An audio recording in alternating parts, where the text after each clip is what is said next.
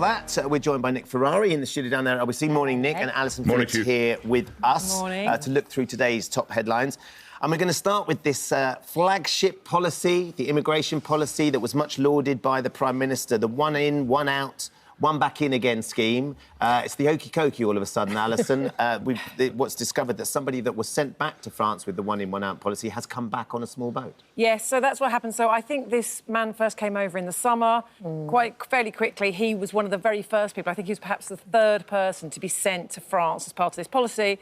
And now it transpires that he has returned. So, I mean, he will be going back very, very quickly, because that's the whole point about it. If he comes back, he goes straight back. Sort of, there's no chance. I mean, I think he's trying to sort of say that he was a victim of trafficking and slavery whilst he was in France. But France is deemed to be a safe country, and therefore he will be going back. So, Nick, you're shaking your head. It sort of doesn't really do much for our belief in this policy working if someone can literally turn around and come straight back within a week or so.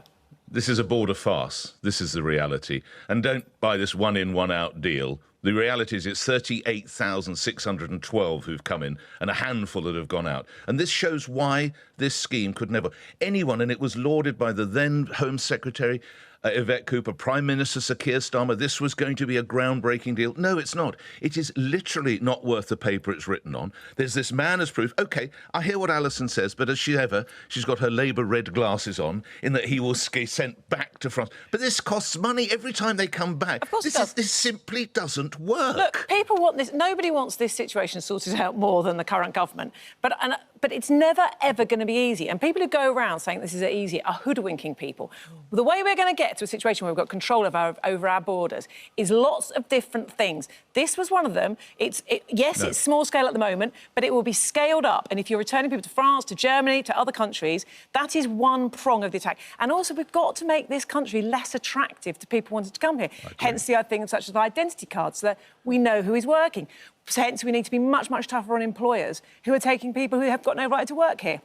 It's going to be lots of different things. We will never know. Alison, you have to accept, and I'm not saying that Rwanda would have worked, but we will never know whether it might have worked. And obviously, it's a darn sight harder to get back from Rwanda to the United Kingdom than it is to get from Paris. We do know for a fact, though, that Rwanda hadn't worked before the time that the Conservatives came out of power, and they'd spent millions and millions of pounds on it. So we've got to try, but we've got to try. These are policies that can work, given time, given the scale up. And the Home Secretary has said that she's going to carry on looking at other policies that are going to fix this problem. I guess one of the arguments about Rwanda would have been, though, if they'd been sent to Rwanda, they wouldn't have been able to come back within a week, regardless of whether they'll try and make their way back. But also, let's just remember what that Rwanda policy was. That was the idea that they would be sent before there was any attempt to see whether they did have a right to be here, a right to asylum. And also, it's a country that hadn't been deemed to be safe. So, you know, we want control, but we want compassion, and we want to be a country that believes in doing the right thing. I mean, Alison's absolutely right, though, Nick, isn't it? Who would be in power and trying to control this? Because whoever is in power is going to face a very difficult task. And this was one of the prongs that was supposed to deter the people trying to cross the channel, which we want to deter because it's so unsafe, first and foremost. People are losing their lives trying to make that journey. However, it does feel like it's done the absolute opposite, that this person was so happy to just do it again a week later, regardless of what he's saying about, you know, feeling like he's part of being human trafficked and all that sort of stuff. There is no deterrent there. No, there is no deterrent. I mean, I would point out that the United Nations have settled people in Rwanda, but let's move on. We've had our Rwanda discussion, so let's move forward. And I think Alison would agree, where we have been failed spectacularly, and by the way, this is a previous government, it's not as if the Labour government inherited this. The Conservatives tried and failed. Do you remember Stop the Boat? So you know, they don't emerge with any credit here either. But where we have been historically let down is we sent somewhere in the region of 400+ million euros to France to try and enhance, to beef up what they do on the borders around Calais, Gravelines and elsewhere. And they have just taken our money. And I think with the exception of 2 occasions when they actually slashed a couple of dinghies in shallow water, they obviously can't do that out in the middle of the channel, they have failed and they have let this government down spectacularly. And that is not the Labour government's fault. That is the fault of the French, who seem to have absolutely not a clouseau as to what to do. It is really difficult, but I mean, and I'm not really defending the French because I don't think they have done enough. But also, as somebody sort of said this morning, if you're going with a big knife to try and slash a dinghy, which was what they were trying to do, then somebody's coming at you with a knife. Or, as I also heard, that somebody was holding a baby over the side of a boat and says, if you come any closer, we're going to drop it. What are the French police supposed to do? It is just a nightmare all round. Yeah. It is a nightmare, but it doesn't look good for the government, does it? Let's see what happens. No. We've got some breaking news now. After 21 years, Tess, Daly and Claudia Winkleman are to leave Strictly Come Dancing after the latest series ends. The pair posted a statement on Tess Daly's Instagram feed announcing the news to fans. We've also got a clip, I think. Let's take a listen. Hi, it's Claude and Tess. There have been some rumblings and we want you to hear this from us. Yeah, we have news. After 21 wonderfully joyful years on Strictly, we have decided that the time is right to step aside and pass over the baton. The very sparkly baton. You've been here since the beginning. 2004 with Brucey, lovely Bruce. I mean, that's over 2 decades ago, and a lot of that time has been with you. It's been a huge part of our lives, hasn't it? Yeah. You know, since our children were literally babes in arms and now they're young adults. And I think genuinely we have cherished every second. We have. We're so lucky to have been part of this amazing show, and we just want to thank the Strictly team, because Strictly is the people who make it, so thank you. They are the very best team in television. We've been so lucky. And the audience as well. They've been so wonderful. They've been with us for this entire journey of 21 years, and we wouldn't have a show without them, and they've been just so loyal and supportive. Correct.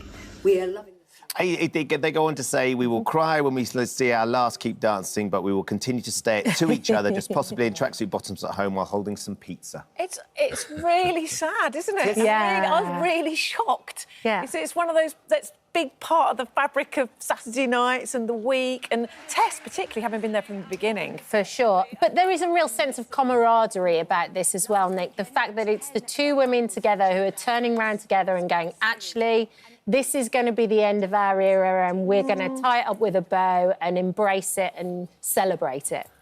In the world of television, this is a where were you when you heard the news moment. Yeah. It's a quite extraordinary. And I'll be honest with you, I was only told as I was sitting down by one of your colleagues who whispered in my... And I said, gosh, or words to the effect of that. It is quite... But hold on, it's probably a good thing, because it's great for those two. As you rightly say, Kat, tremendous camaraderie. They might have other career opportunities, and it will allow someone else. And, you know, every now and again, things have to be freshened up. I honestly don't know whether the numbers are doing well. I know it's a massive show, and I know it gets great numbers, but it gives other people an opportunity. It maybe means that they can slightly retool, rework the show. So let's be too negative. They've had a fantastic run. They are unimpeachable in the roles that they do. So good luck to everyone involved, is what I would say. Looking for a new double act, Phillips and Ferrari?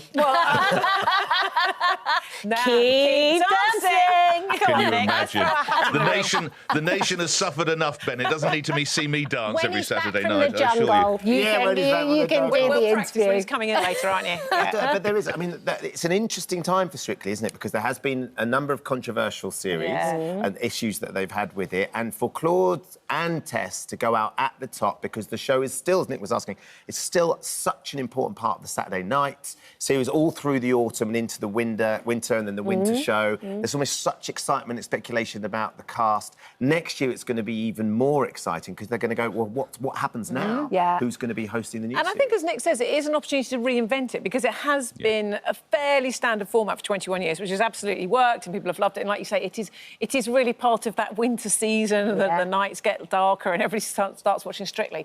But maybe this is an opportunity to do things slightly differently, which everything needs after a while, doesn't it? Yeah, a shake for up. sure. Bit of a reinvention. Well, do get in touch with us. This is breaking news this morning. Who would you like to see hosting Strictly? Because, of course, Tess and Claude we can enjoy for the rest of this season and the Christmas special, I'm sure, which will be out around that time.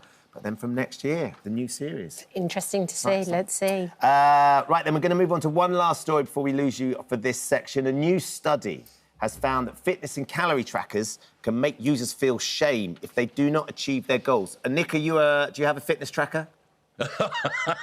Not as such. No, I have a wife instead now.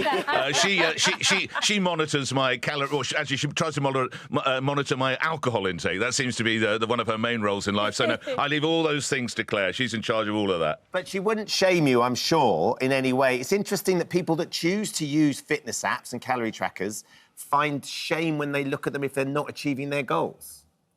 I think sometimes...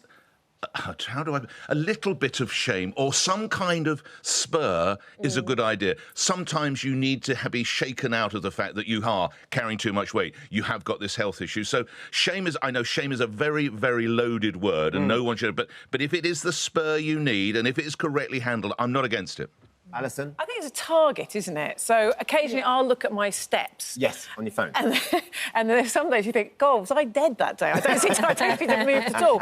And then you obviously try a little bit harder the next day. So perhaps not a shame, but a little bit of a target isn't a bad thing. Yeah, or competitiveness, I think, always works as well. I think it's an interesting concept that you choose to sign up to an app and you choose to sign up to a fitness tracker, but then when you look at your results, it's the app that's making you feel shame rather than sort of inspiring, like you would say, the goal is what I enjoy from it. Yes. It's like if I haven't done much that day, well, I'm going to make sure I'm going to do a little bit more today. Yeah, I think so. And I think the interesting thing about shame is that's very much your characteristics that are going to... So some people might feel shame in all sorts of situations. Other people might say, here's a challenge, I'm going to try and meet it. Yeah. I always think it's a shame, Nick, when you don't have that last glass of wine with us.